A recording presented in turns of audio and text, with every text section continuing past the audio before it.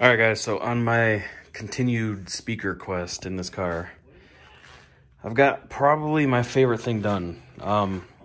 In my last video, I did the door pods, which down in the front corner of each door is a pod with two 6.5-inch speakers. So my setup currently is speakers in the stock 4 locations. I've got some Alpine coaxials. I couldn't even tell you what model they are because it's been in there for years.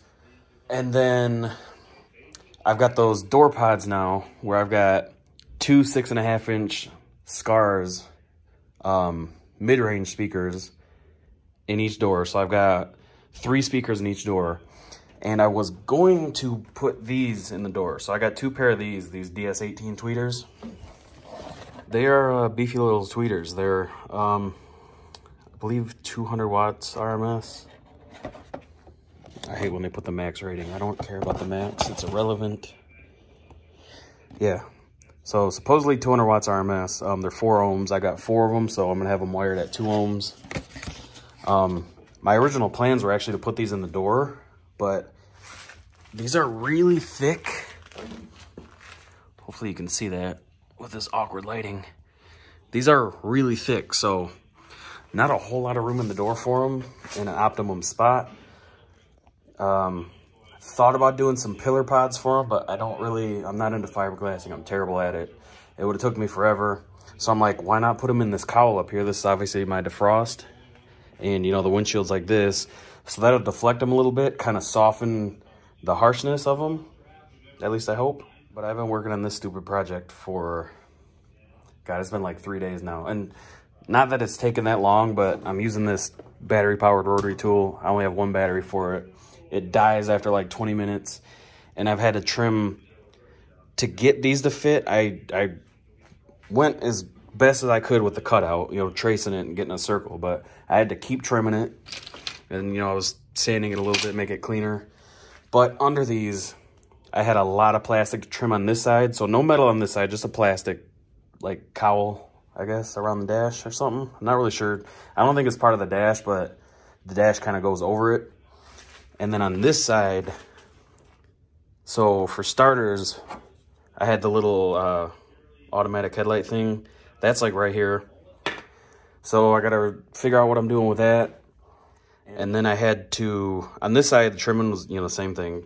It's just like I had to do over there. But under this, in the actual car, I had to trim quite a bit of metal. There was metal that kind of came like this somewhat. So I had a pretty big chunk to Dremel out. And mind you, the windshield is like this. So I had to work outside of the car with that tool inside, looking through the windshield. It was not fun. So that's totally sucked, but so far it's coming out really awesome. I do have to get some different screws. So I had nice black ones for this, but didn't have any for this. Today's a holiday, so everything's pretty much closed, and I don't feel like driving on the other side of town. So whatever, it's no big deal. You won't really see it. But now I'm gonna go get in the car. So I do apologize about the crappy camera angle here. I set my phone up, took me like 2 minutes trying to find a spot where it would like balance on its little tripod, and I thought for sure it wasn't moving, but obviously it did, and I didn't catch it for a while. But this part kind of sucked because this is like thin plastic and it flexes and moves around a lot. So if you had 2 people just to do this part, it would be a lot easier. Sorry about that, guys. I got like no good angle up here.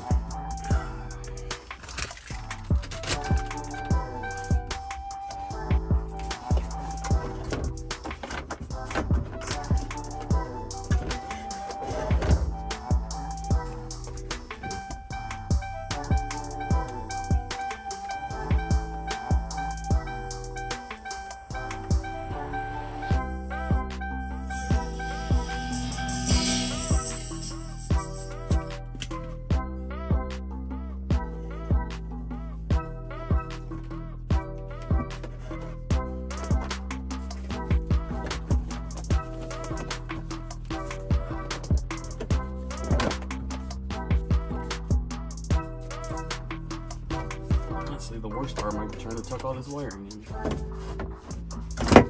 Because these stupid crossovers.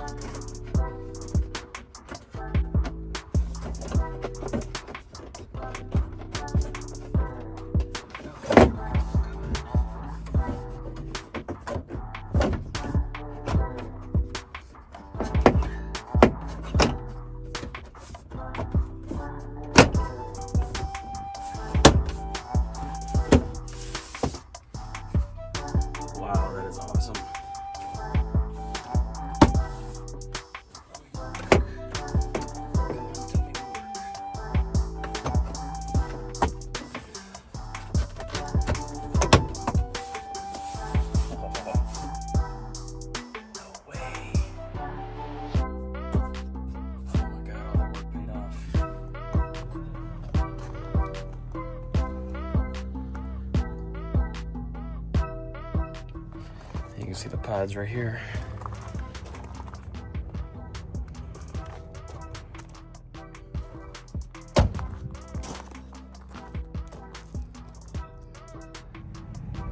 All right, guys, so I am pretty much done with the tweeters and door speakers. So let me give you a little rundown, because I know this video has kind of been all over. I have speakers in all 4 stock locations, which is right here in the front doors, and then obviously in the back deck. So I have some Alpine coaxials in there. Like I said, I couldn't tell you the model number because they've been in there for probably a year and a half, if not longer. They were some really decent speakers. You know, they weren't bottom of the barrel, but they weren't top of the line either. Now I've got the 2 6.5's in each door, and I was kind of worried about like clearance. I didn't want to like be bumping into them and stuff like that, but my leg literally does not touch them. I can lean right here on the door handle like I do a lot, or the armrest, whatever you want to call this area, and it doesn't even touch them. So that's really cool.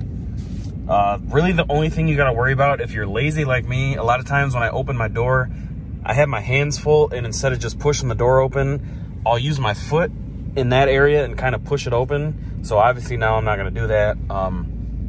I do want to get some like grills or something off Amazon. You can get them pretty cheap, but I'm kind of picky with the way they look, because, you know, all it takes is one person to like have their foot up and, you know, just kick over there or something like that, because these are paper speakers. Paper, actually, from what I thought paper speakers were like the lowest quality, because I was like, you know, why I see all these big builds and all these guys are using paper cones, and I'm like, I actually looked into it. Apparently paper gives like the best sound reproduction or whatever. I'm not an audiophile by any means. I don't pretend to be. I'm definitely learning the bare minimum still, but you know, the paper is obviously really easy to rip though. So, you know, you got something rolling around that's a little bit taller and it bumps into that, chances are you're gonna rip it. But the nice thing about these speakers though is they're only like 25, 30 bucks a piece, if that. These mid-range speakers are actually really affordable, you know. So when you see a guy that's got like 6 of these in their door, it's not actually a lot of money. You know, I paid more for my 2 sets of Alpine speakers than I did for all 4 of these. So definitely something to think about. And these obviously blow them out of the water. And then I got the DS18 tweeters up here. I have to do a lot of tuning, but right now it sounds pretty good. I wish I could give you guys a demo, but YouTube would literally just copyright the video and probably mute the audio, and then there's another strike on the channel. So I don't want to do that. And I'm actually using my phone to record anyways. So maybe what I'll do is find like some music on my Epidemic Sounds or like the YouTube audio.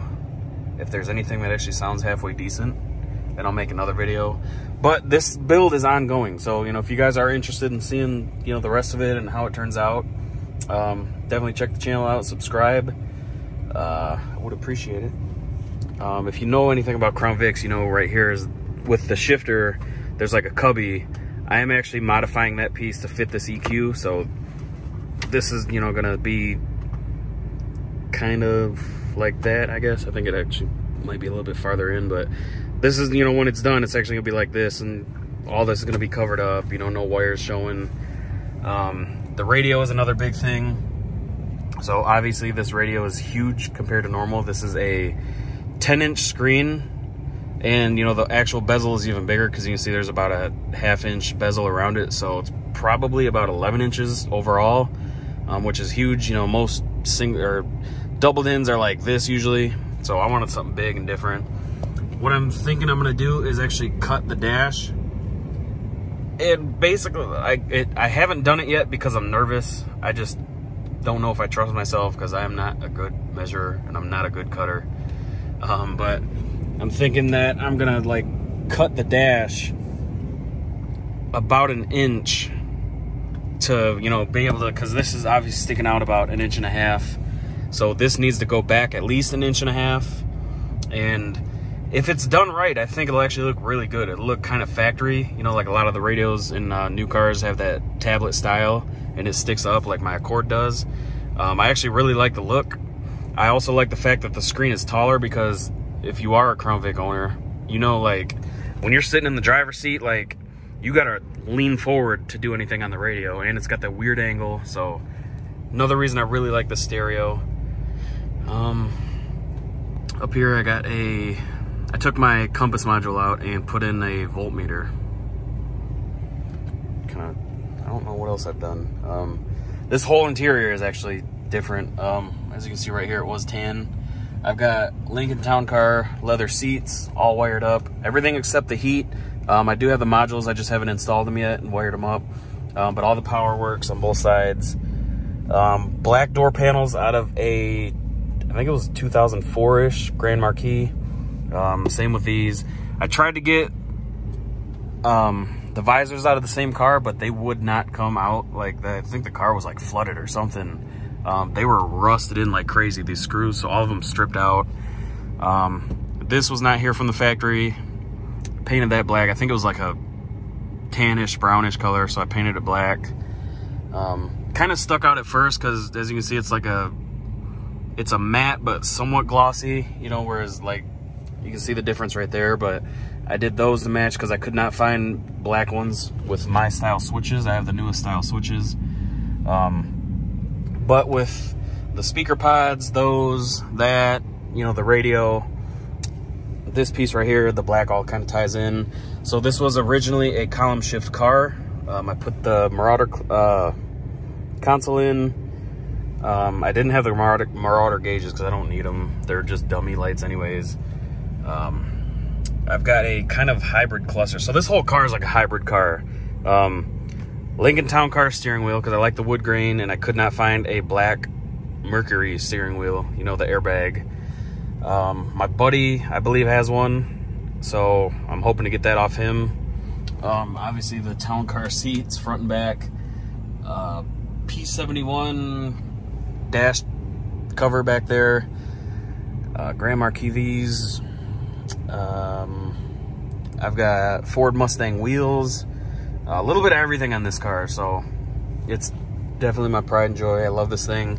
It has been parked for a long time because I actually went to a car meet, and after that I had developed a really nasty noise in the rear end, so I parked it, and it literally sat for almost a year. It had 273s from the factory, the open rear end. They sucked, it's slow.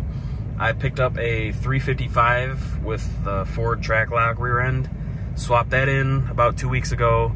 I've got a SCT tuner with a Marty tune, so I was able to just change my gear ratio real quick to make sure everything shifted right, because you don't really want to change that in these cars without adjusting the ratio.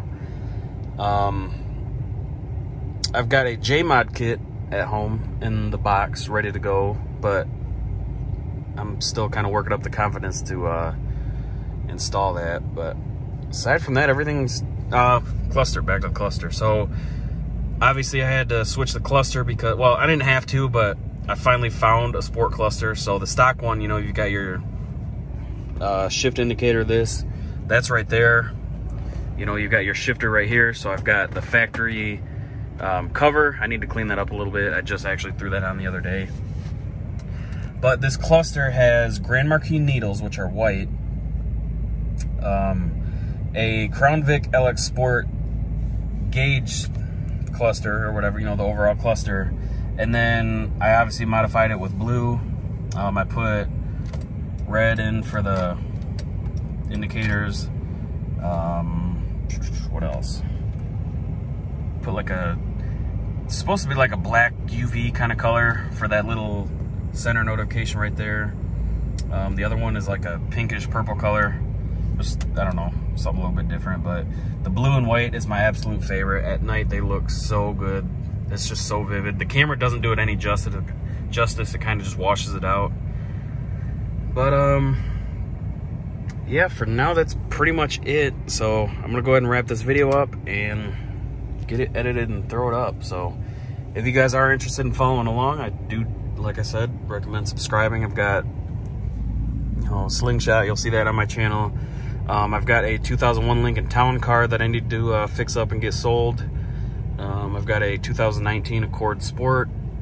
It's just a 1.5, but that's kind of been my work car. But really glad to have this thing back on the road. Oh, I forgot, I just lowered this thing too, so that was a fun project. pretty much replace the whole front end. Problems wise, I just have a small power steering leak. I haven't really even looked into it yet, so that's been on the bottom of my list. But yeah, all right guys, if you're still watching, I do appreciate it, and definitely leave a thumbs up and subscribe. All right, I'll see you guys in the next video.